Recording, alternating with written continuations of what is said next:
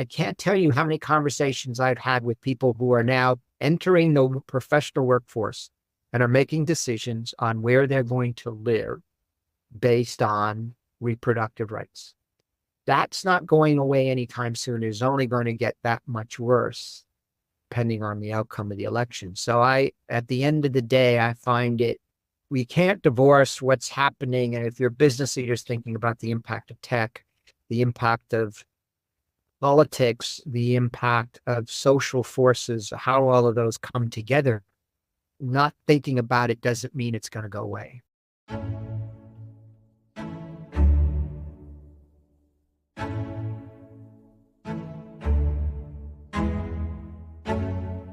Welcome to the Future in Sound podcast. I'm your host, Jenn Wilson. This is a podcast where we discuss people, planet, and profit. In each episode, we'll learn from world-leading experts who can help us see the future we want and our role in it. This is episode 32, Navigating Political Turbulence.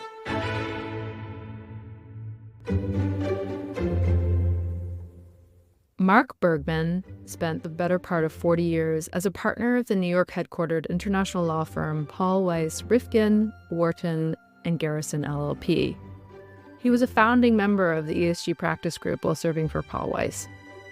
Mark, through Seven Pillars Global Insights LLC, now comments, briefs, and convenes on a range of current political, geopolitical, and regulatory topics, including countering disinformation and mitigating the effects of climate change. Mark is a member of Chatham House and a supporter of its U.S. and the Americas program.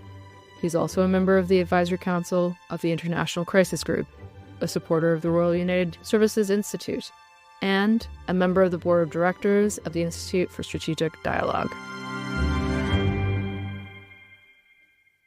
Mark, I'm delighted to have you on the Future in Sound podcast. Welcome. Thank you, Jennifer. Now, especially with your background, Mark, it's a hard question, but I'm wondering if you could provide the audience with a 60 to 90 second overview on you and introduction from your perspective. Well, thank you. I think the most significant, what I like to think in terms of value add, is that I spent much of my life outside the United States, though I am very American, at least in my orientation, but have taken full advantage of the fact of being out of the country as much as I have, and being able, with that lens outside, to be both looking in terms of what it means for domestic policy, but also very focused on the power of the U.S., both for good and for not so good, and how to try to harness all of that. At the end of the day, in the 3 years since I moved back to the States after 20 years in London, has been to bridge the gap between Washington, London, Washington, Berlin, Washington, Paris, because notwithstanding the fact that folks outside the United States are laser focused on what is going on in the United States, there's far less of an appreciation of what is happening around the world, from a political, from a geopolitical, social, cultural, and whatever else. So I like to think of myself as a convener, a connector, and an ambassador. And as a convener, connector, and ambassador, I've got to ask the question, how do you see some of the politicization of ESG and potential political disruption for ESG playing out in the United States? We are at a very fraught moment in our politics. We are in a very fraught moment in sort of the social landscape, the polarization. That polarization runs throughout society. It is as much and as prevalent in Washington, D.C. as it is in smaller communities. And so in that context of that, where so many different cultural war issues, wedge issues have been weaponized, unfortunately, so has ESG. Take climate. For significant numbers of Americans, climate is an important issue. For some, it's existential. And whether it's sea level rises, where the secondary effects of of climate change, extreme weather events, wildfires, flooding, and the like, there is a deep desire to address it. And yet, because of the polarization at the political level and a number of, of features unique to the United States, we are paralyzed or largely paralyzed in addressing this in a bipartisan or nonpartisan way, which is why perhaps the most significant legislative effort to address climate change, the Inflation Reduction Act, and its $369 billion has been allocated to that. That was a Democratic effort. Ironically, by the way, time and again now over the last number of months, you've had lawmakers in red states extolling the virtues of dollars that are flooding in because of either bilateral infrastructure or the IRA. In many, many cases, people who voted against it. So anyway, they say we are at a crossroads, and obviously we have an election that could significantly alter how we view things depending on the outcome of that election. Either way, they'll have different trajectories.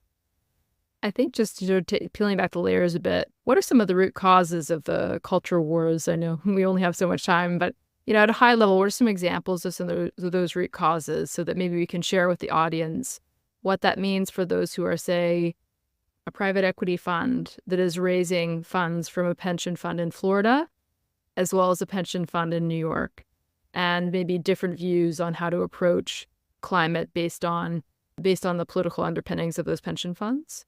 So what would you, let maybe start with the question of what are some of the areas of alignment in terms of the core reasons for the culture wars?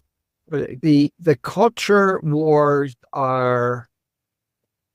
they were not invented 4 years ago. They were not developed 4 years ago.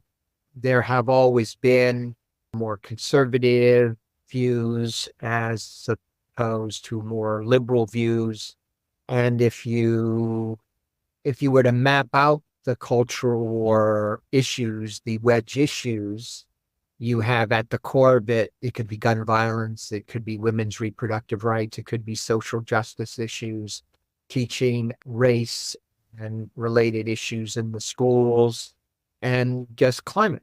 But one of the most consequential features of our political system is gerrymandering, a feature that has of our political landscape that rewards extremism. It rewards extremism because we have so few competitive races that, particularly in conservative districts, the candidates that emerge are the most extreme. They need to be the most extreme because that is the competitive election. It is not the general election. And so the other thing to remember about the United States is that much of what concerns people in the culture war or cultural wedge issue arena are state issues. And historically, the states were viewed as the laboratories of democracy, that because of the extremism, the partisan divide, the gerrymandering, the lack of competitive races, we have now what David Pepper, the former head of the Ohio Democratic Party, labeled the laboratories of autocracy. And again, whether it's climate, whether it's guns, whether it's reproductive rights, whether it's voting rights, so much comes from the states. And because Democrats, starting in 2008 under Obama, took our eyes off the ball of state legislatures, state houses, we just conceded a number of state houses and therefore have been on the defensive in addressing political issues that ultimately have cultural context. The most unfortunate, the most obvious of those right now being reproductive rights. And when we think about, it's really interesting to think about sort of the root cause of increased extremism on a policy front.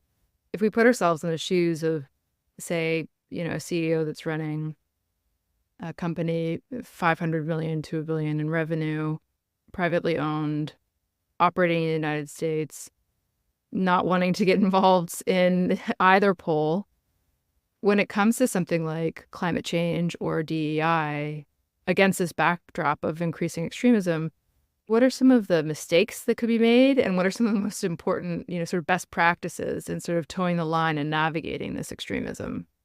As a corporate lawyer for 39 years who spent much of my time in boardrooms with C-suites, I feel tremendous sympathy for business leaders right now, because they are increasingly caught between these tectonic forces that are playing out in society. And I mean, start again, reproductive rights. If you are headquartered in a state that has criminalized abortion, it means that at the first you needed to address from an HR standpoint what this would mean for your employees. And that's not a place that business leaders want to be in. And unfortunately, now we are getting close to the point where business leaders have both a role to play, but face an uncertain future depending on how things play out, where certainly from my perspective, the choice that will face voters between continuing a democratic system and heading towards a far more autocratic system. So how does one navigate? And ESG, again, whether it's DEI, whether it's ESG, whether it's the climate aspect of all of that, these are part of a broader set of narratives that are increasingly difficult for companies to ignore. And that's before, by the way, you layer in the whole tech overlay, whether it's the threat of cyber, whether it is the power of social media to pose threats to business brands and whatever else, because it can be harnessed either in legitimate ways or malign ways, whether it's the rise of deep fakes, which I think pose a significant issue to businesses across the country, across the world. As we all know, it doesn't take much for something to go viral. And with the technology that can be weaponized very cheaply in real time scale in a very destructive way for brands right now, that tends to be the focus right now is how that's going to be harnessed for political purposes. But it doesn't take much for that to sort of reorient and pose threats to businesses. So it is we're in a very different environment right now, and it's just going to continue to become more difficult. That, by the way, too, is before you overlay the whole geopolitical. We saw how many companies were impacted by Russia, Ukraine. Those that pulled out, those took a position that pulled out. You had, was at the Yale School of Management that were grading companies on how they were reacting. In this town, the dominant foreign policy issues China. In this town, concerns over trade, concerns over supply chain, concerns over business issues more broadly. The dominant issue is China. And so being caught between the realities of that, being potentially caught because of tariffs, potentially being caught because of cyber and ultimately quantum. These are things that businesses cannot ignore. And go back to, we saw the reactions after the invasion of Ukraine, far greater instability in the South China Sea, East China Sea, Taiwan. That will have significant impacts that will ripple across businesses, markets, and so on. Hey, it's Jen. I just wanted to take a quick moment to let you know a bit about Rico and what we do. We're a tech-enabled advisory firm that helps private market investors and companies measure sustainability metrics using our software platform. We also help you to set targets and focus your efforts on sustainability areas that really matter for your business. And finally, we help clients to translate all of this work into your core value creation strategy or your business model. Check us out at re.co.com to get in touch. All right, now back to our conversation. It's interesting, as you're describing the two different potential outcomes in the US, I'm struck with the fact that, this towing the line between two poles is increasingly important. Even terms like, ESG, so some don't use the term anymore because it's seen as political. One of the things that we usually share with clients at Rico is that the through line between those two positions on the left and on the right is fiduciary duty to your company. And looking at, you're just speaking about supply chains. What is the risk to the company? What value do we need to protect by looking at human rights issues or looking at some of the political tensions between different jurisdictions where we operate or where we have operations? Thinking about potential revenue uplift associated with new products, et cetera, that tends to be harder to argue with than what strikes me as more easy to politicize, which is we're no longer going to invest in any type of fossil fuel adjacent companies because it's the wrong thing to do. I think there's this whole, sort of creating the financial thesis versus getting into right, wrong tends to be something we advise clients on. I don't know if any of this resonates with you, Mark, having advised clients for many years on topics like this, but that tends to be one of the ways that we share with clients to think about it. Again, with an existential election looming in the United States, it's hard to take politics out of all of this. I think one of the challenges that we are disadvantaged by, but yet I understand why, when we look at issues or businesses need to look at issues, it very quickly is viewed, well, that's political, cannot do that. Mm. But that's a problem because it then means that some of the more significant issues are sidestepped. Now, the other, though, is let's just look at the reality on the ground for a moment. And just, Mark, before we move on to that, and to be super clear, so this is less looking at the business case for some of these pieces is less to say we can't do it because it's political. It's more, how do we understand the motivations of different positions and sort of work toward the same outcome, even if one of the parties or one of say you're CEO of a company and your engineering team is really motivated by reducing costs, but then your marketing team is really motivated by reducing emissions. If you can reduce emissions and reduce costs, why not just make the business case? You're not winning on all fronts when it comes to business case. But anyway, just wanted to clarify that. No, but I think too, one of the interesting things about climate and climate disclosure is that businesses have understood for some time the importance. Let's put fossil fuels aside for a moment. Let's put scope 3 versus scope 1 and 2 aside for a moment. That businesses have recognized something that rarely surfaces in the political discussion around climate. And that is that we need to look at the climate emergency, climate crisis, however, as both a threat and an opportunity. At the upside of moving to a more sustainable economy, the upside of finding the financial wherewithal to move to a more sustainable economy is providing upside, understood that there are any number of issues as we we move into, as we grasp those opportunities, take EV, for example, and that we could have a whole show on the difficulties around electric vehicles.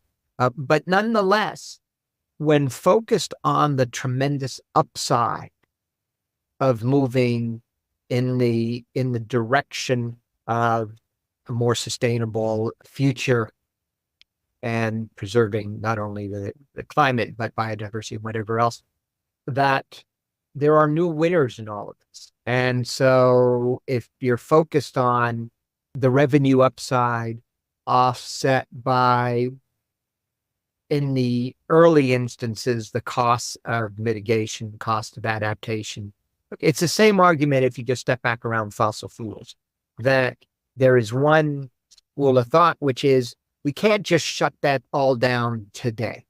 Like, that's not good for anybody other than those that are just have a very black and white view. Fossil fuels are bad, and the sooner that's shut down, the better. That's just not realistic.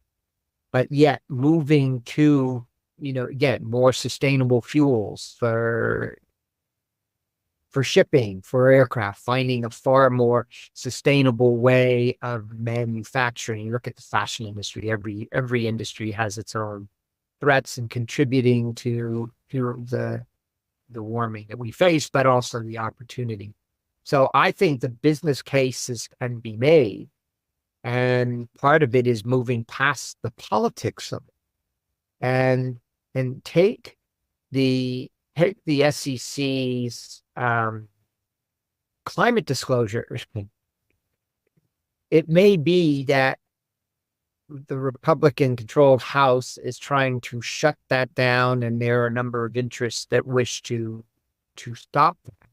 And yet, the direction of travel is very different.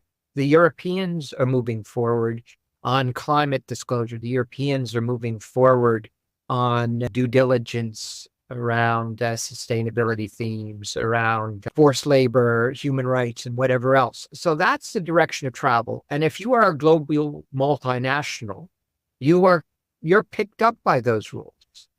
The smarter companies are continuing to move forward with their disclosures.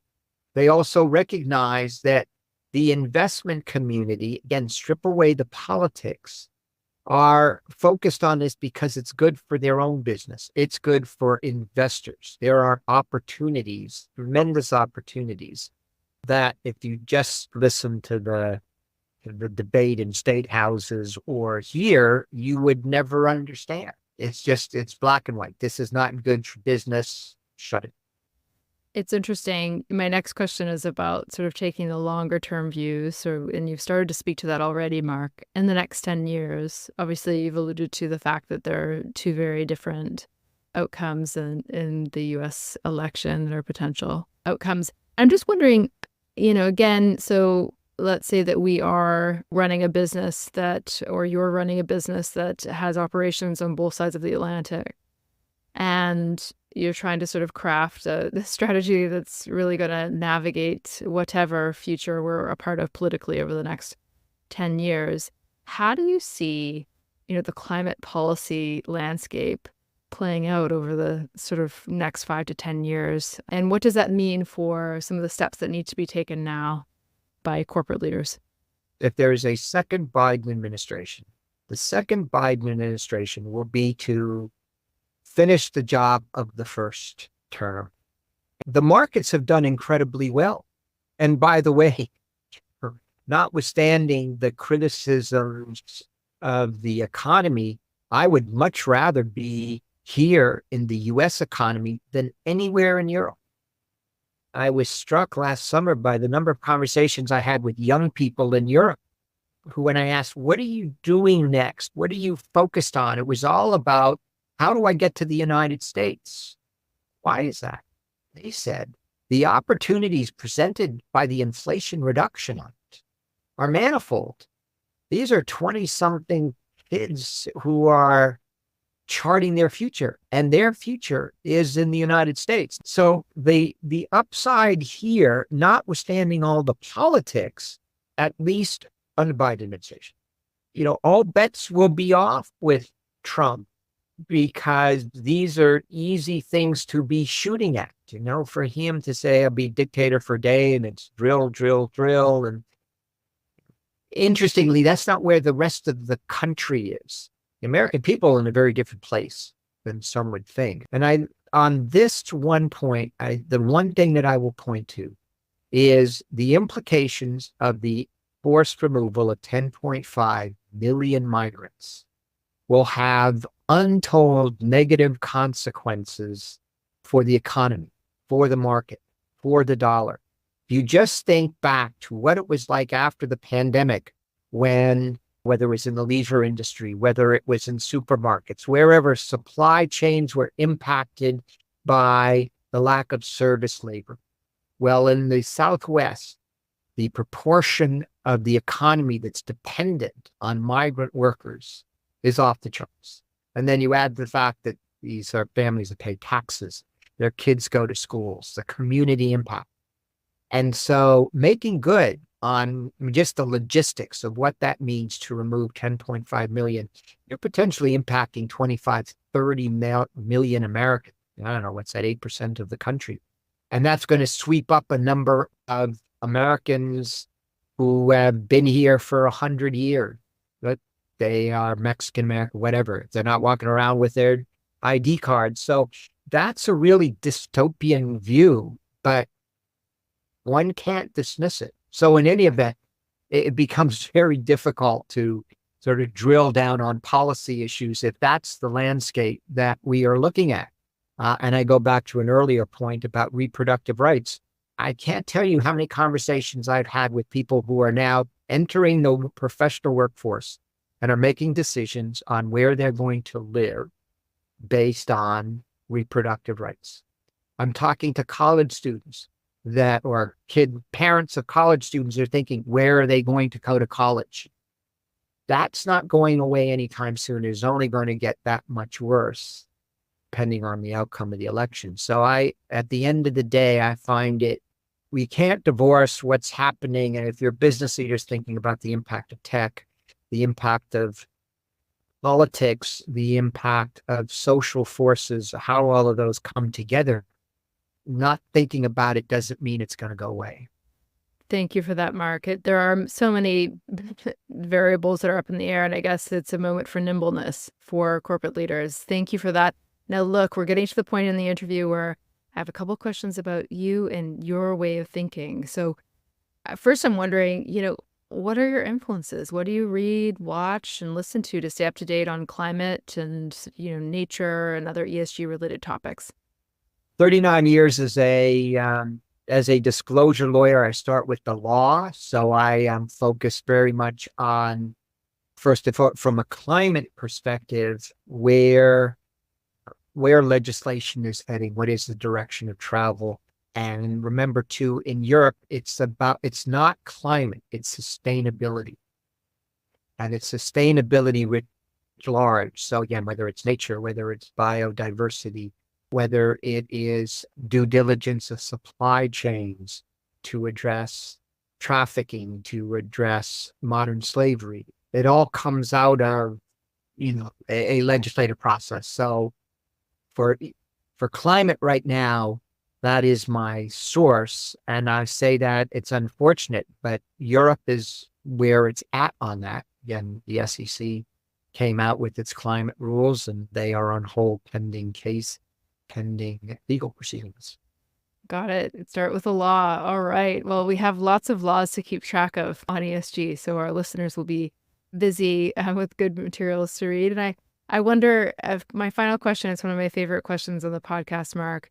If you had to choose one book that's most shaped the way you think, what book would that be? Right, To Kill a Mockingbird, The Rule of Law. It's having lived overseas as much as I did. My father was a diplomat, and we as young people, what formed us? Two things that formed us. One was regularly being reminded to not embarrass the country. Our parents raised us to be ambassadors for this country. But also people ask, what was the most impactful thing growing up that has led me to what I do to this day, however many years later, My father was a U.S. government representative at the liberation of a concentration camp in 1970. I was 13. And after my father laid a wreath, or we as a family laid a wreath, we had people come up to us the rest of the afternoon who had been liberated at that concentration camp. And some of them were wearing what they had been wearing, and they were liberated 25 years earlier. Wow. 201, it was thank you. Thank you for America, because without you, we wouldn't be here. And that has been going back to this tremendous force for good. That force for good, though, has blinded us to bad things can happen in our country.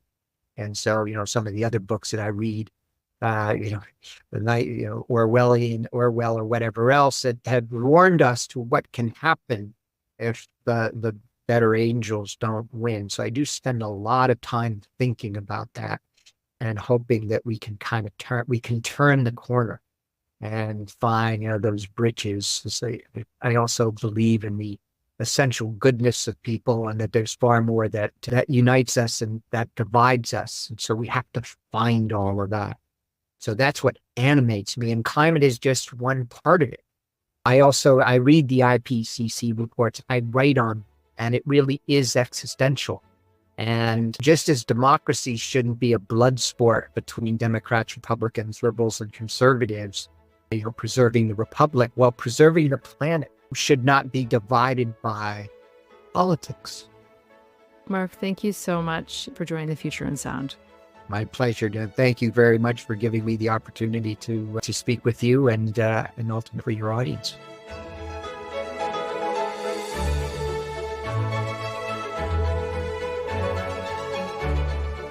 The Future in Sound podcast is written and hosted by Jen Wilson and produced by Chris Attaway. This podcast is brought to you by Rico, a tech-powered advisory company helping private market investors pursue sustainability objectives and value creation in tandem. If you enjoyed this podcast, don't forget to tell a friend about it. And if you have a moment to rate us in your podcast app, we'd really appreciate it. Until next time, thanks for listening.